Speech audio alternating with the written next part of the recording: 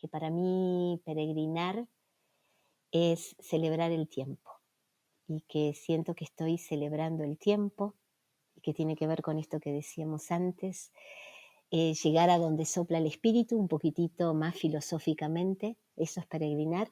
Creo que mi viaje se está armando así y conectar con algo que está por encima de nosotros, que para algunos puede ser la naturaleza, para otros puede ser Dios, para otros puede ser el universo o lo que sea.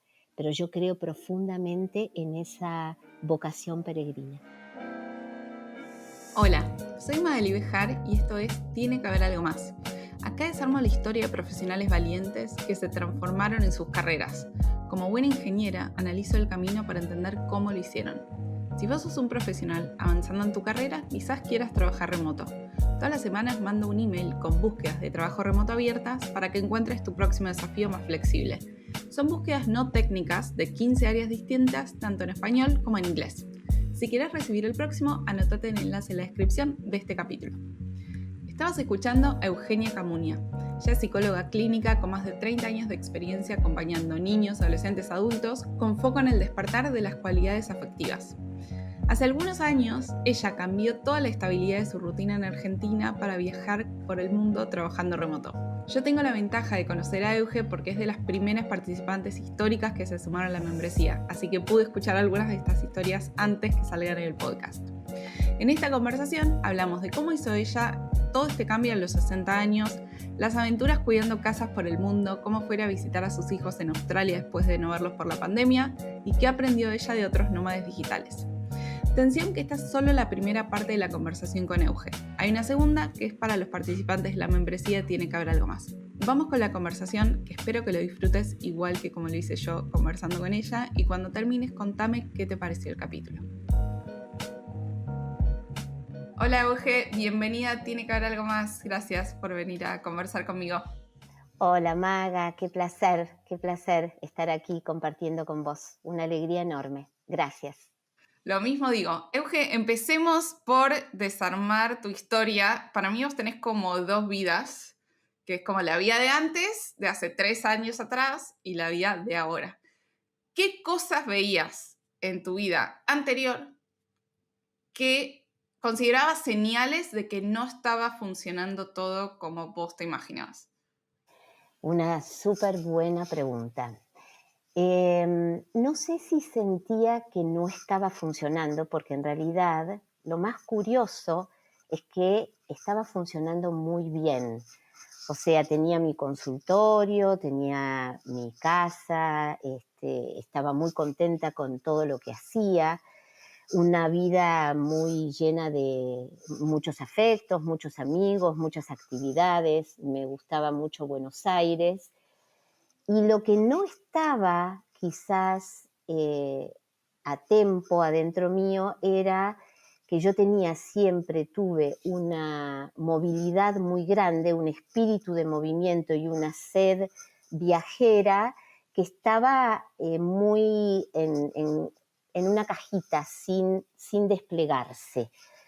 Era como un aspecto de mi vida que yo siempre había querido desarrollar más, que lo había desarrollado, pero lo quería desarrollar más, y no había encontrado la manera de poder ponerlo en marcha.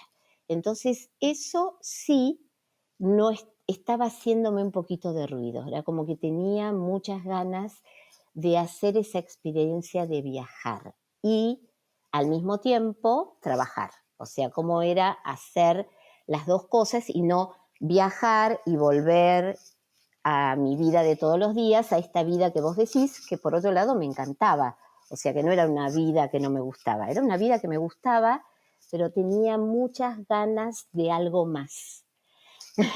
Tenía muchas ganas de poder explorar el mundo y tenía ganas de ir a caminar el mundo desde hacía tiempo. Yo diría que desde el momento fuerte, desde el momento que crucé los Andes caminando. Esa vez que crucé los Andes caminando, yo dije, quiero ir a caminar el mundo y hacer algo que me permita poder viajar durante mucho tiempo y trabajar al mismo tiempo. Cuando estabas en ese momento, ¿qué limitaciones o miedos se te aparecían por la cabeza? Porque Vos, estamos hablando de un momento donde vos ya tenías toda una carrera profesional desarrollada, te iba bien, 2 hijos grandes, adolescentes, no tipo tengo 18 años y tengo 0 responsabilidades. Sí, yo estaba diría como con una vida armada muy cómoda y muy bien, conquistada, yo diría conquistada. Con mucho trabajo, pero conquistada y con 2 hijos viviendo en Australia. Grandes, autónomos y muy instalados. Y yo ahí sentí que llegaba el momento de hacer un giro. Me daba miedo a tu pregunta, ¿qué me daba miedo?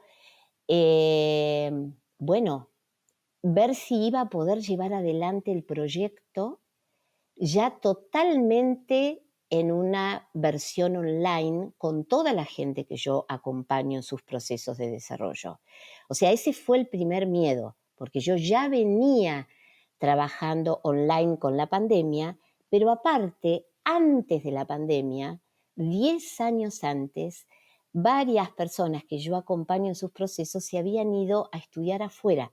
Entonces yo ya los estaba acompañando hace 10 años con Skype. Así que yo ya la modalidad la tenía un poquito en mí, pero bueno, pensar en mudar todo el consultorio y todo mi trabajo de manera digital me daba mucho miedo. Me daba mucho miedo porque dije, bueno, vamos a ver cómo esto resulta, y aparte tenía que conversar con cada una de las personas que acompaño, y sabía que, por ejemplo, con los pacientes niños que yo acompañaba, no iba a poder trabajar porque no les iba a ofrecer una modalidad virtual eh, a un niño cuando puede tener una modalidad presencial. Así que cuando yo decido este proyecto, muchos meses antes de que yo me embarque y me lance a la vida itinerante, trabajé un montón con todas las familias y todos los niños para ir cerrando los trabajos, por ahí derivándolos a otras personas. O sea, cuidé mucho, mucho, mucho, mucho el proceso de ir como migrando hacia mi nueva etapa. ¿Cuánto tiempo decís que te llevó entre que dijiste quiero esto hasta que lo pudiste hacer? El quiero esto, así como intuición, fue el 6 de enero, Día de Reyes, que terminó el proyecto de cruzar los Andes, u 8 de enero, y dije, me voy a caminar el mundo. Esa fue la intuición. El comienzo de decir, empiezo a construir el proyecto itinerante fue el 2021. En abril del 2021 armé un cuadernito, compré un cuadernito que decía You became what you believe, y 27 puntos tenía que tratar de resolver para poder empezar mi proyecto itinerante. Entre esos 27 puntos estaba cómo iba a ir acompañando todo el proceso del consultorio, del cuidado, de el acompañar a toda la gente y de ver cómo iba presentando mi proyecto y mi decisión. Así que tardó, y después de abril del 2021 a abril del 2022, 15 de abril que yo parto, pasó un año. Bien, esto es importante, ¿no? Porque si no parece que es un día me levanto, tengo Exacto. claridad y al día siguiente lo hago. No, Exacto. No, no, no. no. Hubo un proceso primero de corazonada. La corazonada fue después de cruzar los Andes caminando. Y hubo todo un trabajo previo, quiero decir, que no es menor, al que yo le doy mucho valor, quizás por mi profesión, que es todo el trabajo personal profundísimo que yo hice durante muchísimos años de mi vida para aprender a conocerme y para aprender a decir esto sí, esto no, esto puedo, esto es un salto demasiado grande, esto lo tengo que evaluar, esto lo tengo que, acá me tengo que animar aunque no tenga tanta red. ese valor del trabajo personal de uno en el área en el que uno lo quiera hacer, para mí es muy importante como parte de la preparación para la migración a la vida itinerante o digital o como la querramos llamar, la vida Bien. remota. ¿Qué fue para vos el detonante para llegar a la conclusión de que lo que querías era ser nómade digital?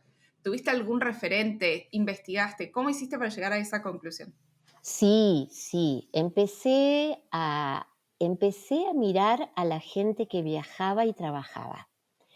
Durante la pandemia yo no veía Netflix. Yo, que soy cineasta, toda la gente hablaba de las series que veía.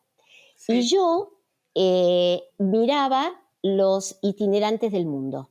O sea, miraba a los viajeros, los distintos estilos viajeros, porque yo decía, bueno, un viajero en bicicleta no es alguien que yo voy a hacer.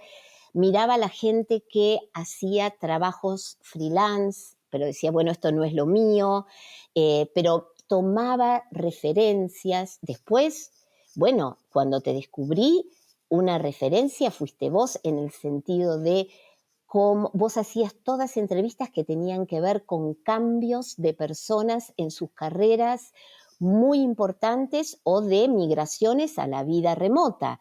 Tu propia experiencia, tu propia historia me sirvió de referencia también.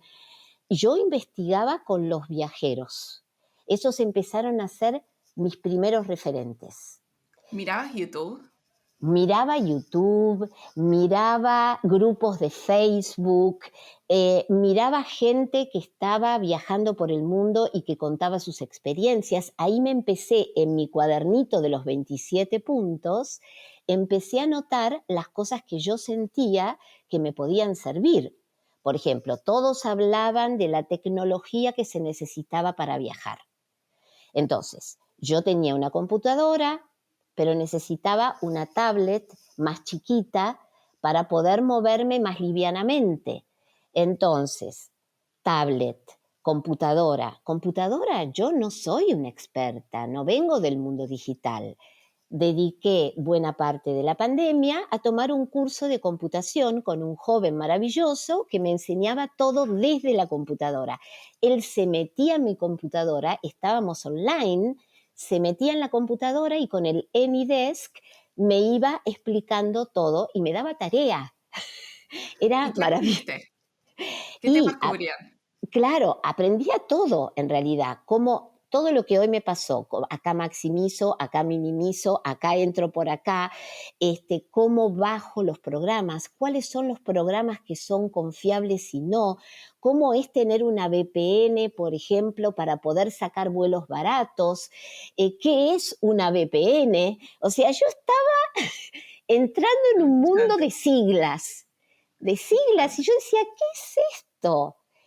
Pero yo tenía que aprender porque veía que todos los viajeros hablaban no solo del programa de millajes, que era lo que yo sabía hasta ese momento, sino cómo se sacaban los pasajes, cuáles eran las mejores maneras, si Google Flights, si Skyscanner, si todos los tips viajeros estaban en mi listita de mi cuadernito de los 27 puntos.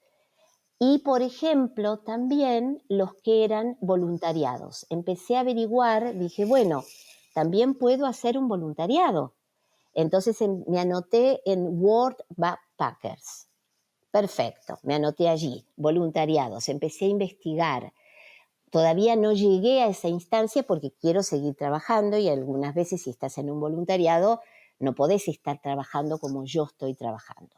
Entonces, todo esto fue como un continuo aprender. Esa fue digamos, mi dedicación en la pandemia. En la pandemia yo veía cursos de computación, tenía un curso de Instagram, tenía un curso de edición de videos, profundizaba mi inglés porque sabía que iba a ir a visitar a mis hijos y en Australia el inglés es otro inglés y yo no soy fuerte en el inglés, entonces me metí a estudiar inglés australiano, contraté a una persona que había vivido en Australia y me enseñaba las los slang de los australianos. Bueno, Espectacular. esa fue mi preparación en la pandemia, y no veía Netflix. Muy bien. Veía muy poquito. ¿Qué otras cosas habían en esos 27 puntos de preparación durante un año? Bueno, había cosas muy importantes y que eran muy difíciles. Por ejemplo, levantar mi casa, porque yo levanté mi casa para irme. Y en mi casa yo vivía con mis hijos, me había separado hace 10 años, alquilaba un departamento y mis hijos habían dejado todas sus cosas valiosas, como las dejamos en la casa de mamá. O sea, en mi casa no solo estaban mis cosas valiosas, sino todas las cosas de mis hijos. Entonces ahí tuve una hermosa conversación con ellos, explicándoles este proyecto y preguntándoles un poquitito cómo lo veían, porque era un poco romper el arquetipo madre con mi proyecto. Yo sabía que rompía el arquetipo madre. La madre es la que se queda en la casa y custodia la historia familiar. Y yo venía a levantar la casa, a elegir con ellos las cosas valiosas, dónde iban a quedar, qué cosas iban a venderse, qué cosas iban a donarse y qué cosas iban a regalarse. En esos 27 puntos estaban todos los lugares a donde yo podía donar todos mis libros, fui a bibliotecas, ir a los hospitales para todos los peluches que había de mis hijos, los que se quedaron poquitos y los que fui a donar a los hospitales. O sea, había muchas cosas que tenían que ver con cuestiones prácticas, cómo vender mi cama, vender la cafetera, vender las cosas de mi casa. O sea, yo vendí, regalé y doné.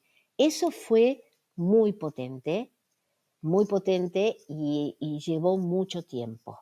Llevó mucho tiempo porque afectivamente era una movida muy grande. Y aparte, mudar y levantar el consultorio con todos los juegos. Yo hace 40 años que trabajo y tengo juegos de todo tipo. Tengo una habitación llena de juegos y decidir a quién se los regalaba, a quién se los daba, terapeutas infantiles a quienes les regalé todas mis cosas, todos los niñitos que se despedían del consultorio que se llevaban sus cajas de juego y se llevaban cosas que habían sido significativas de nuestro trabajo. O sea, hice toda una tarea larguísima, afectiva, diría yo. ¿Por qué decidiste vender tu casa en vez de decir algo más flexible, como por ejemplo, dejo todo como está, voy, pruebo de viajar 1, 2, 3 meses, si no funciona vuelvo y lo cambio y si funciona la vendo? Primero que no era mi casa, era un alquiler. O sea, Ok, yo estaba alquilando, no era mi casa, pero está muy bien la pregunta, porque igualmente yo podría haber seguido alquilando y podía volver a los 3 meses. Pero yo decidí que ya que se cerraba el contrato del consultorio y de la casa, era buen momento para hacer el cierre de la etapa. Y aparte, habían fallecido mis dos padres. En el 2019 falleció mi padre, en el 2020 falleció mi madre y yo ahí, que aprendí mucho de los duelos, mucho, y yo diría que fue un gran impulsador también de todo este movimiento, dije, la casa de mis padres queda como base argentina y todo lo que es mi vida en Buenos Aires, porque mi padre y mi madre vivían en Tandil, mi padre vivía en Buenos Aires, se habían separado hacía muchos años, entonces mi base queda en Tandil, en la casa de mi madre, y dejo muy poquitas cosas allí, y todo lo demás lo regalo, lo vendo y lo dono. Las cosas importantes están en la casa de mi madre. Y me parecía que, por otro lado, este proyecto requería una fuerza y un salto de fe que con 3 meses no alcanzaba. Si yo realmente quería hacer que esto funcione, yo tenía que hacerlo más, yo diría como un salto de fe, más arriesgadamente. Mm. ¿Qué te decían a tu alrededor tus amigos, tu familia, cuando vos dijiste, chicos, todo bien con 40 años de consultorio, ahora quiero levantar todo e irme a viajar para trabajar digital?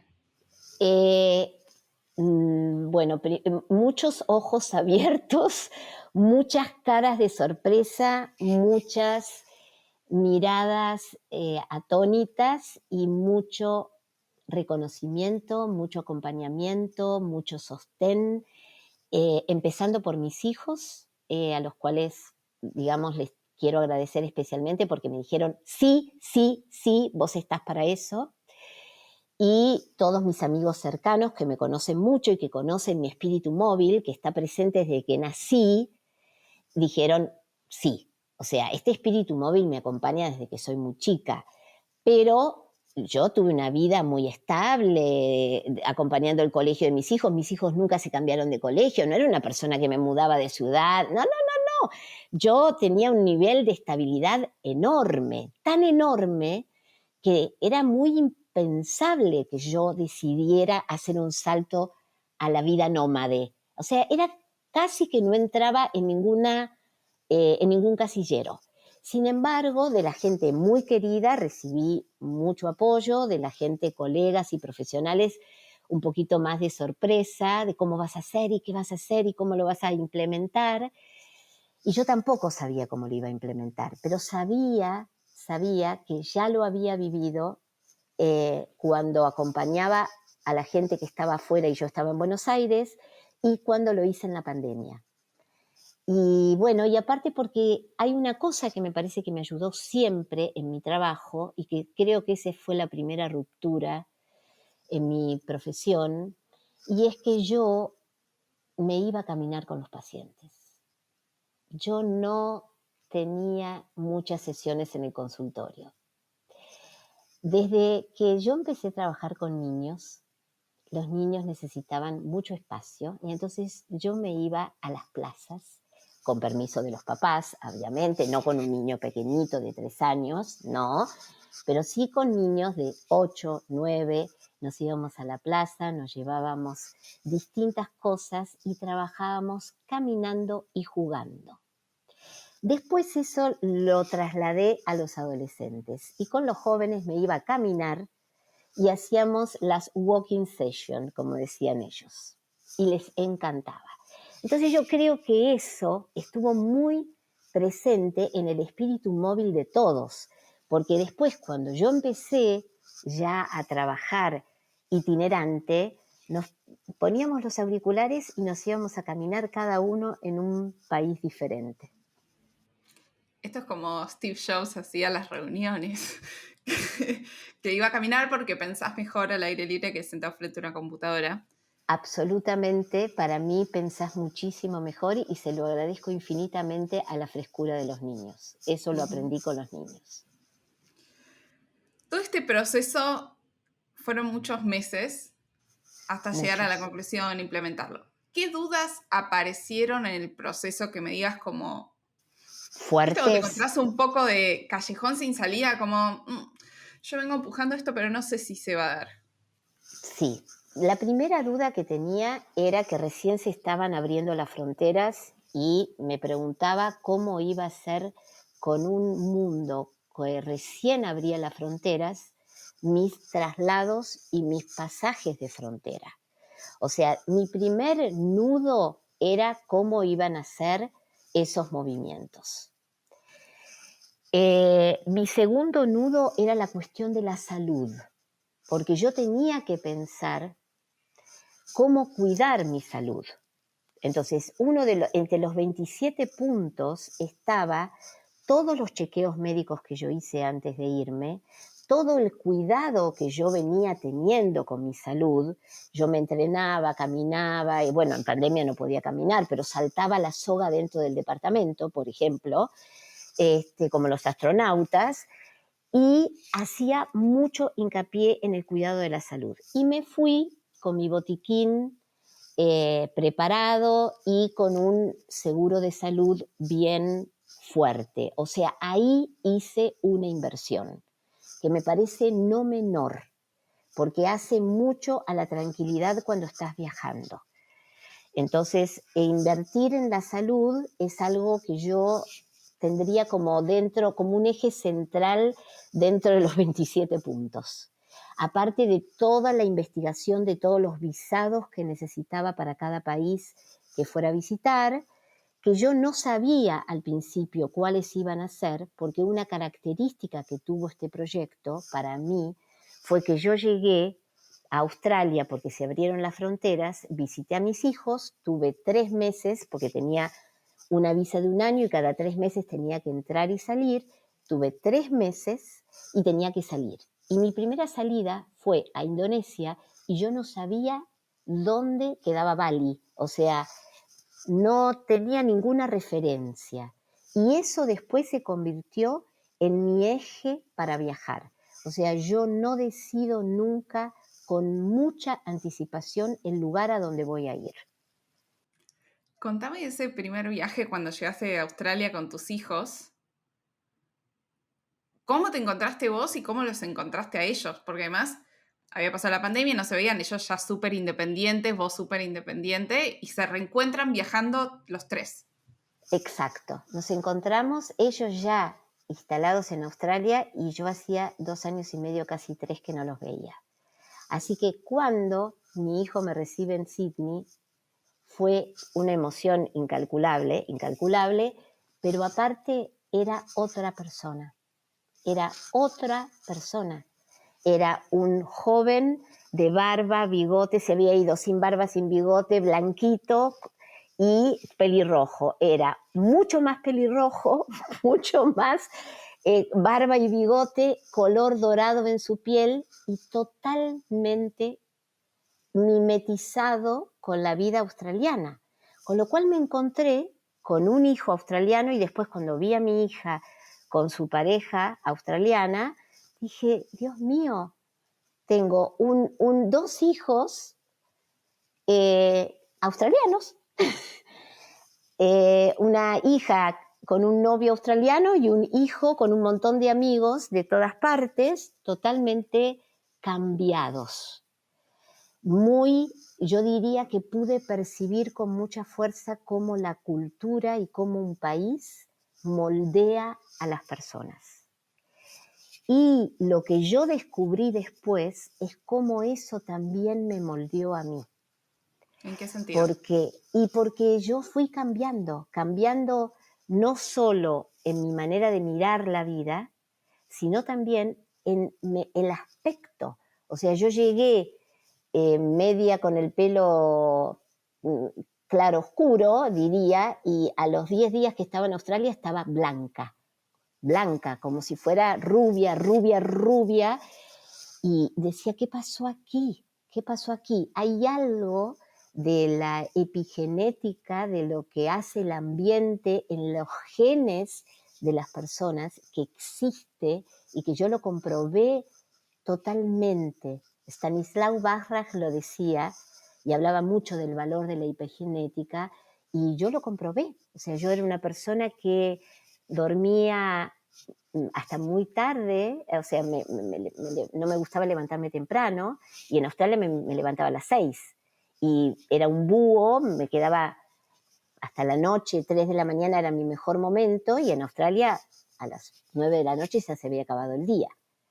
Me cambió el ritmo circadiano, o sea, hay algo de todo eso que fue muy fuerte y que se vive a nivel físico también, no solo en cuanto a la manera de pensar, las costumbres, la alimentación, el tipo de vida. Bueno, fue un impacto muy grande Australia y Australia es un lugar que realmente me enamoró profundamente cómo viven y cómo piensan y cómo establecen la relación entre la vida y el trabajo de una manera totalmente distinta que nosotros. Hacen un balance que nosotros no nos cuesta mucho más hacer. ¿En qué sentido un balance? Un balance entre el ocio y la vida saludable y el estar levantándote a las 6 de la mañana para ir a surfear y el señor que se va a surfear va descalzo a la playa, surfea, se toma el café, se ducha y se va a trabajar al banco. y trabaja hasta las 3 de la tarde y a las 4 sale, busca a sus hijos y se va a ver el sunset y todas las familias están viendo el sunset como un ritual de picnic diariamente, no los sábados y domingos, sino el lunes, martes, miércoles, jueves y viernes. Hay una relación entre lo que es a qué dedicas tu vida, cuáles son tus intereses, cómo cuidas tu salud, cómo cuidas tu tiempo libre y el trabajo está muy puesto en primera línea, muy puesto en primera línea.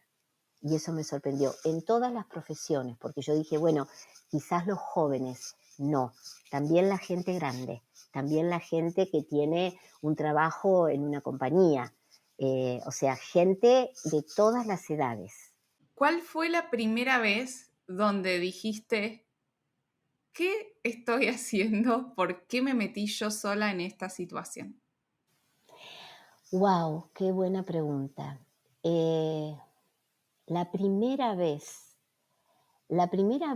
creo que fue cuando llegué a Indonesia. Ahí viví la experiencia de llegar al aeropuerto de Bali y que no pueda identificar ninguna letra, nada que me hiciera sentir bienvenida a, no podía identificar ningún signo y me estaba esperando una persona que me venía a buscar, un driver, como lo llaman ellos, que tenía mi nombre, mi contacto, pero yo cuando llegué no tenía internet, o sea que tenía que comprar el chip. Compro el chip y no funciona inmediatamente internet. Y yo de golpe me vi en ese aeropuerto inmenso sin poder identificar una letra y miles y miles y miles de personas de todas partes del mundo, muchas personas asiáticas, de todos lados, eh, y yo diciendo, ¿cómo me voy a encontrar con este hombre? ¿Qué estoy haciendo aquí?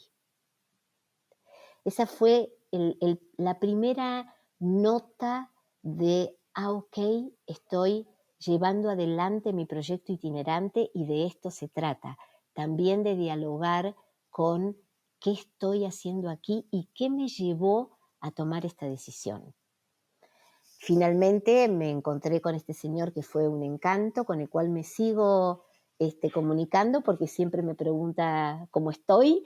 Nioman, un hombre maravilloso que aparte hablaba en un inglés que ellos llaman broken English y me hablaba de su familia y decía mi family. Y yo decía family, hasta que descubrí que family era family, estuve un rato largo, o sea, todo era un desafío, todo era un desafío y creo que esa fue la primera vez en donde dije, ¿qué estoy haciendo aquí? Porque Australia los primeros 3 meses tuvo el encanto del amparo de los lugareños, de mis hijos, de los amigos de mis hijos y de toda la gente querida. Pero luego ya se tornó en otra cosa, el Claro, viaje. sí, Estamos en serio itinerando, estamos en serio con los nómades digitales. sí, Y cuando llegas ahí sola, absolutamente, Indonesia es el paraíso de los nómades digitales. Yo no podía creer llegar en Uluwatu, una playa hermosísima, llegás al chiringuito que está arriba de todo, el techito de paja, cae la lluvia, el agujerito del techito de paja y 7, 8, 9 jóvenes con unas computadoras increíbles, con sus micrófonos impecables y su jugo o su cervecita esperando el sunset y trabajando al mismo tiempo. Yo dije, acá estoy en lo que significa ser nómade digital. Ahí pude tocar por primera vez lo que es ser nómade digital. Dije, esto es otra cosa de la que yo me había imaginado. Porque aparte los veías trabajando con un nivel de concentración, compromiso, atención, y cualquiera ve la escena y diría, están desconcentrados o están más atendiendo el atardecer que lo que está sucediendo en la computadora.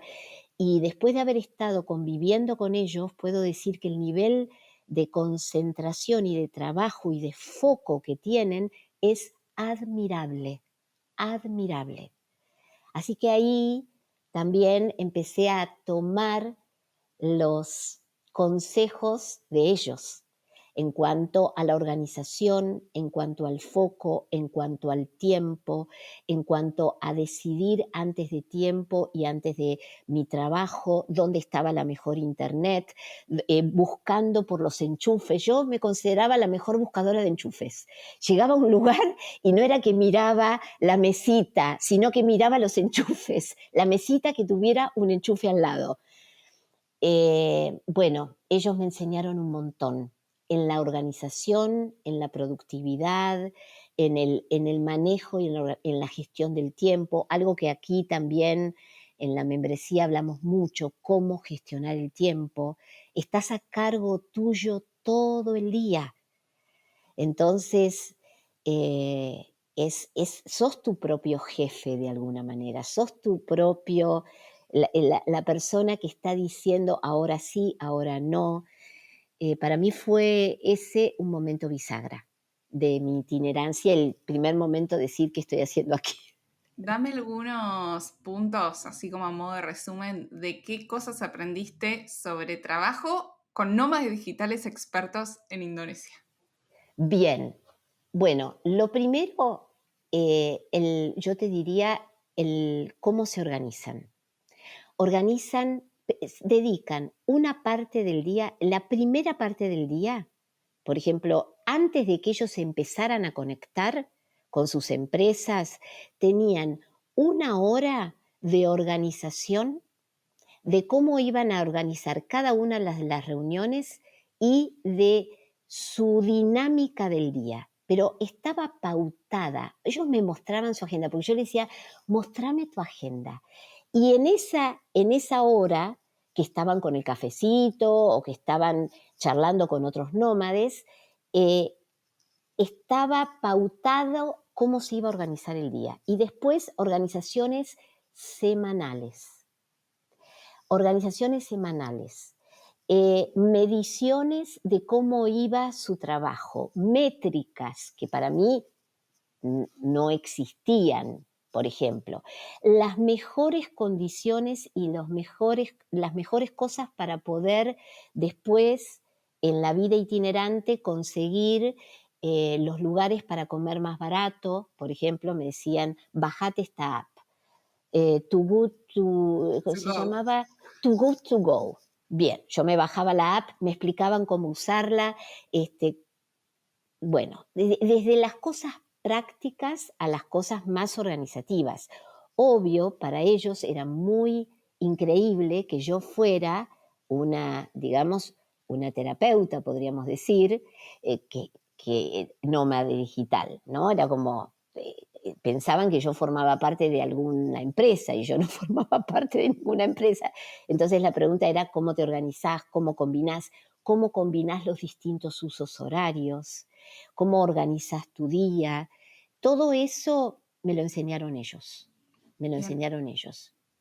¿Qué porcentaje de tus pacientes o clientes anteriores tuvo que rotar porque vos empezaras a trabajar?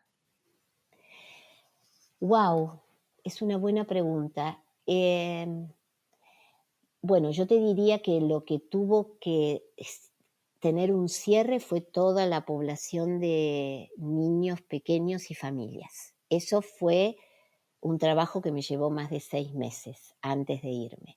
Así que toda esa parte atesorada del consultorio, porque yo la amo profundamente, la tuve que dejar. Y después, con cada una de las personas que acompaño, tuvimos largas conversaciones para ver si la vida que yo iba a proponer, digamos, el acuerdo de la virtualidad, estaba acorde al momento en el que ellos estaban o no. Así que hubo cambios, poquitos, te diría, muy poquitos, porque veníamos teniendo todo el entrenamiento de la pandemia y teníamos Bien, todo un vínculo construido, entonces todos queríamos seguir estando juntos de alguna forma, bien, ¿no? súper. Entonces no hubo tanta población que se perdió. Ok, eh, Hubo una rotación básicamente de niños y familias, eso sí. bien.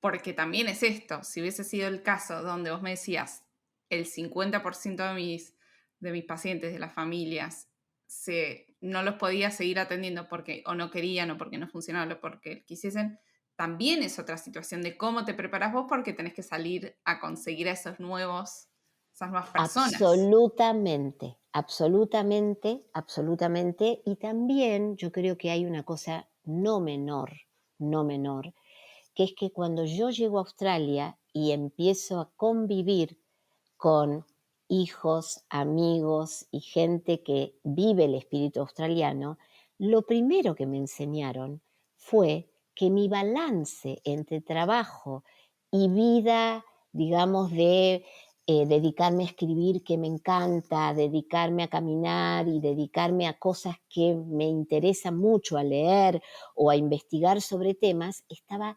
súper desbalanceada, súper desbalanceada. Entonces ahí tuve el primer, el primer impacto, porque cuando yo hablaba, yo diría que el novio de mi hija fue como mi primer eje, cuando me decía, it's your time, ¿no? Y me miraba como diciendo, es tu tiempo, ¿estás registrando que es tu tiempo?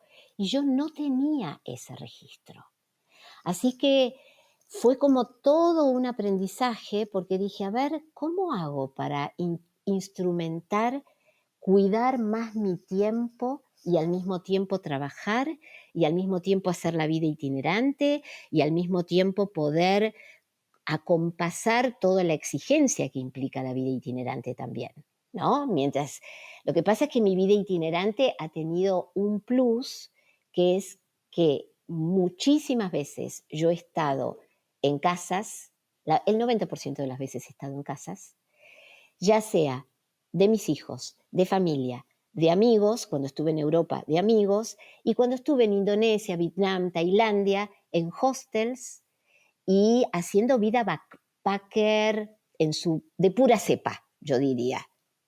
Pura backpacker, durmiendo en hostels de habitaciones de 6 mixtas y que yo llegue con mi carrión y sean 5 varones y yo. Promedio de edad 25, 30 como máximo y 62. ¿Qué Me tal? encanta. Ahí Sí. llegó la señora. Además, hay algo esto que, a ver, lo del balance vida-trabajo, yo creo que cualquiera que esté escuchando este podcast le va a pasar que todos estamos desbalanceados hacia el trabajo, también somos de Latinoamérica. Eso no es menor, porque No es menor. Australia es el primer mundo, funciona distinto, tienen otros sueldos, otras necesidades cubiertas, es diferente. Entonces, tiene todo el sentido del mundo que además vos siendo profesional independiente esté desbalanceado y sea más trabajo que vida. Además, bueno, en Buenos Aires no tenemos mucha naturaleza, entonces, ¿para qué? Totalmente, totalmente. Ya venía desbalanceada y ahí comenzó mi tarea de buscar un balance. Y bueno, sigo en esa tarea de buscar un balance, de crear una manera de estar organizada con el trabajo y con la vida itinerante y poder llevarla adelante al mismo tiempo, ¿no? Viste que hay un preconcepto con los nómades digitales que es que no se trabaja, que se trabaja desde la playa. Nunca nadie trabajó Totalmente, desde la playa. ¿Cómo es una rutina tuya de trabajo me encanta, del me otro lado del encanta. mundo? Porque con Australia y Argentina son prácticamente 12 horas de 11 diferencia. horas y 13 horas. Y llegué a estar a 16 horas de diferencia, 16. O sea, era una locura, pero con Europa tengo 9 horas si estaba en Australia, pero si estoy en Argentina son 5, ahora estoy con 5 horas. Yo vivía de esta manera, me levantaba, si estaba en Australia, me levantaba a las 6 de la mañana y empezaba a trabajar hasta las 11 y después trabajaba de 7 a 12 o 1 de la mañana. Cuando estoy en Europa, era todo entremezclado, porque tenía pacientes muy tempranos a la mañana, muy tardes a la noche y en el medio del día. Entonces, en los 6 meses que estuve viajando por Europa, estaba ahí, bueno, haciendo rutinas que concentraran en días y no todo el tiempo un picoteo en la semana. Me acordaba de lo que había aprendido con los nómades digitales, que es organizar en la semana cómo va a ser, en función de toda la tarea, cómo van a ser los horarios. Y en función de eso, porque aparte por ahí había un viaje, había un traslado, había un montón de variables que hay que contemplar, porque el tren llega, pero por ahí se retrasa o por ahí pasa algo y entonces todo el organigrama cambia. Entonces, eso es algo que yo le dedicaba mucho tiempo. Le dedicaba tiempo a organizar semanalmente las horas.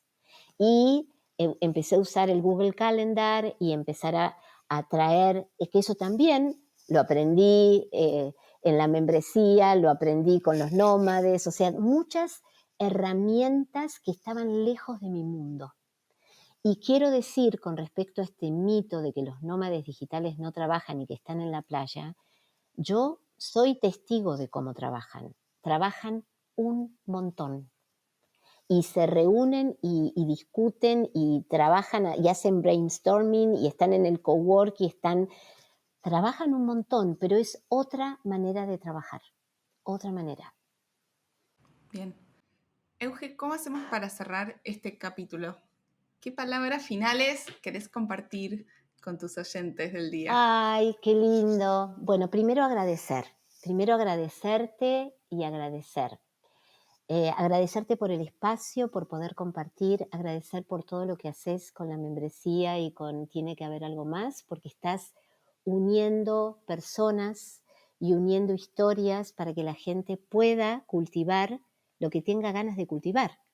Entonces, me parece que eso tiene un valor inmenso, creo en la sinergia entre la gente y cómo si compartimos nuestros aprendizajes, vamos ayudando a otros. Entonces, eso primero, agradecer y agradecer el hecho de poder estar acá y poder participar de Tiene que haber algo más en la membresía también y de todo lo que aprendo con vos y con todos mis compañeros y con la gente que invitas. En segundo lugar, yo diría que no hay edad para seguir animándose, que trabajemos para que se abran las fronteras y que nuestras edades cronológicas no nos limiten, que podamos abrir nuestra frontera cronológica y nutrirnos de otros y de otras fuentes de vida, de aprendizaje, de maneras de vivir, de pensar y de todo. Eso. Y tercero, te diría que, bueno, que para mí peregrinar es celebrar el tiempo y que siento que estoy celebrando el tiempo y que tiene que ver con esto que decíamos antes, llegar a donde sopla el espíritu un poquitito más filosóficamente, eso es peregrinar. Creo que mi viaje se está armando así y conectar con algo que está por encima de nosotros, que para algunos puede ser la naturaleza, para otros puede ser Dios, para otros puede ser el universo o lo que sea. Pero yo creo profundamente en esa vocación peregrina. Y por último, diría que algo con el que terminé mi video cuando cumplí 60, que decía, había una frase que decía, quiero mantener mi pluma afilada, quiero mantener mi corazón abierto y mi piel fina. Hermoso. Eso. Me encanta. Gracias, Euge, por venir. A mí me disfruto mucho hablar con vos. Cada vez que te cruzo virtualmente en algún contexto, me voy como con el espíritu renovado. Para mí vos tenés como algo muy contagioso, que es como O sea, escuchás, que probablemente le pase a quien esté escuchando este capítulo, ¿no? Escuchás las historias de ella y de pronto decís como, ¿cómo puedo yo también cuidar aves? ¿Cómo puedo ir en moto en Vietnam? Si ella lo está haciendo, yo también quiero tener esas anécdotas. Como hay algo ahí, sí, que hace el espíritu más liviano. Eso. Así que un placer tenerte acá. Gracias por eso, porque si hay algo que tiene la itinerancia, más allá de la logística, es el contacto con lo liviano. Me encanta.